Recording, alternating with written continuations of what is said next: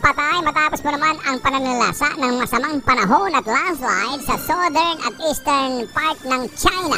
At ayon sa report, itinuturing na mapanganib ang level ng tubig sa ilang ilog sa lugar.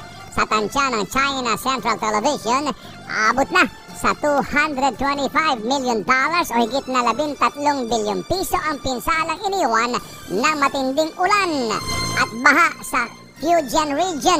Ipinag-utos po naman ni Chinese President Xi Jinping ang malawakang relief at rescue efforts sa mga apektadong rehiyon. Kabilang po na rin ang mga lugar na nakakaranas ng matinding tagtuyot.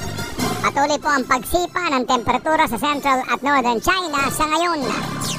Personal na humingi ng tawad si Boeing CEO Dave Calhoun sa mga kaanak ng mga biktimang nasawi matapos magkaaberya ang sinasakyang Boeing 737 MAX 9 ng Alaska Airlines nitong Enero.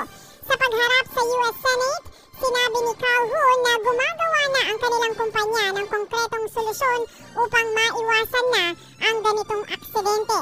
Sa inihain kasing reklamo sa kumpanya, nagkaroon ng kapabayaan matapos magkaaberya ang door plug ng aircraft. Inako rin ni Calhoun ang responsibilidad sa nangyaring disgrasya noong 2018 at 2019.